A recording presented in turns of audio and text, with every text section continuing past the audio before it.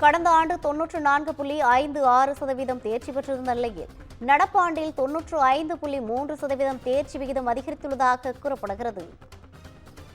மாணவர்களை விட மாணவிகளே இந்த ஆண்டும் அதிக அளவில் தேர்வில் தேர்ச்சி பெற்றுள்ளதாக தகவல் கிடைத்துள்ளது. மாணவிகள் 96.70%, மாணவர்கள் 93.16% தேர்ச்சி பெற்றுள்ளதாக தகவல் கிடைத்துள்ளது. +2 பொதுத் தேர்வு முடிவுகளை வெளியிட்டார் அமைச்சர் அன்பில் மகேஷ். பொதுத் தேர்வு முடிவுகளை இணையதளம் மற்றும் தாங்கள் பயின்ற பள்ளிகளில் மாணவர்கள் தெரிந்து கொள்ள அறிவுறுத்தப்பட்டுள்ளது. தமிழகத்தில் 12ஆம் வகுப்பு பொதுத் தேர்வுகள் மார்ச் 3ஆம் தேதி முதல் 25ஆம் தேதி வரை நடைபெற்றது. இதில் 8.21 லட்சம் மாணவர்கள் தேர்வு எழுதிய நிலையில் 7,53,142 பேர் தேர்ச்சி பெற்றுள்ளதாகவும், கடந்த ஆண்டை விட இந்த ஆண்டு தேர்ச்சி விகிதம் அதிகரித்துள்ளதாகவும் தகவல் வெளியாகியுள்ளது. இதுகுறித்தான கூடுதல் விவரங்களை வழங்குவதற்காக நமது தலைமை செய்தியாளர் சிவா இணைப்பில் இருக்கிறார். வணக்கம் சிவா, தேர்ச்சி விகிதங்கள் குறித்து உங்கள் தகவல்.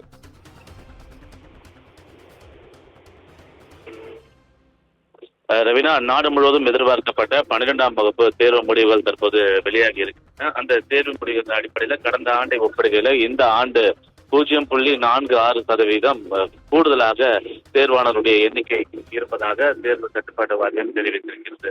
குறிப்பாக இந்த 12ஆம் வகுப்பு தேர்வுகளை பொறுத்தவரை மார்ச் 3ஆம் தேதி தொடங்கி மார்ச் 25ஆம் தேதி வரை தேர்வுகள் நடைபெற்றன.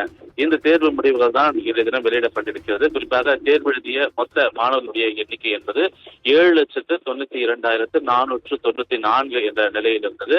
அதுல மாணவர்களுடைய எண்ணிக்கை 4,19,316, மாணவர்களுடைய எண்ணிக்கை என்பது 3,73,178 இருந்திருக்கிறது. இந்த நிலையில தேர்ச்சி பெற்றவர்கள் என்ற விதத்துல சுமார் 95.03% பேர் இந்த முறை 2025ஆம் ஆண்டு 12ஆம் வகுப்பு தேர்வு எழுதியவர்கள் தேர்ச்சி பெற்றிருப்பதாக தெரிவிக்கப்பட்டிருக்கிறது.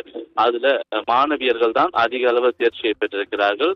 96.70% அளவுக்கு மாணவியர்கள் தேர்ச்சி பெற்றிருக்கிறார்கள். மாணவர்களை பொறுத்தவரை 93.16% அளவுக்கு தேர்ச்சி பெற்றிருக்கிறார்கள். அதில் மாணவியர்களை பொறுத்தவரை தேர்வு எழுதிய 4,19,314 பேரில் 4,05,472 பேர் தேர்ச்சி அடைந்தவர்களாக தெரிவிக்கப்பட்டிருக்கிறது. அதே போல மாணவர்கள்ல 3,73,178 பேர் தேர்வு எழுதிய நிலையில அவர்களுள் 3,47,670 பேர் தேர்ச்சி பெற்றவர்களாக தெரிவிக்கப்பட்டிருக்கிறார்கள்.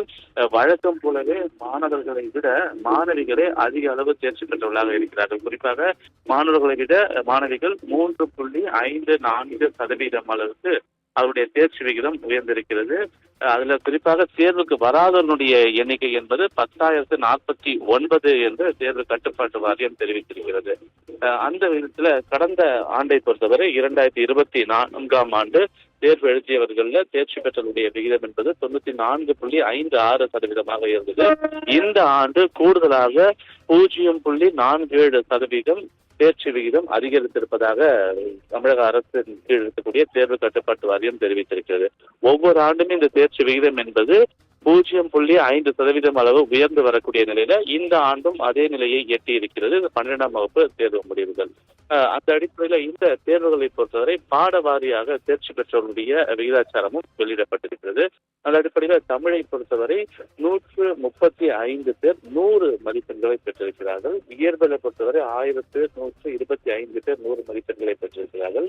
வேதியியலை பொறுத்தவரை 3,181 பேர் முழு மதிப்பெண்ணை பெற்றிருக்கிறார்கள். உயிரியல்ல 827 பேர், கணிதத்தை பொறுத்தவரை 3,222 பேர், தாவரவியல்ல 269 பேர், அதே போல கணினி அறிவியல் கம்ப்யூட்டர் சயின்ஸ்ல 9,536 பேர், விலங்கியல்ல 36 பேர் 100 மதிப்பெண்களை பெற்றிருக்கிறார்கள். வணிகவியல்ல 1,624 பேர் 100 மதிப்பெண்களை பெற்றிருக்கிறார்கள். அதே போன்ற கணக்கு பதிவியல்ல 1,740 பேர் முழு மதிப்பெண்களை பெற்றிருக்கிறார்கள். பொருளியல்ல 566 பேரும், கணினி பயன்பாட்டுல 4,208 பேரும், வணிக கணிதம் மற்றும் புள்ளியல் 273 பேர் 100% மதிப்பெண்களை பெற்றிருப்பதாக தேர்வு கட்டுப்பாட்டு வாரியம் தெரிவித்திருக்கிறது.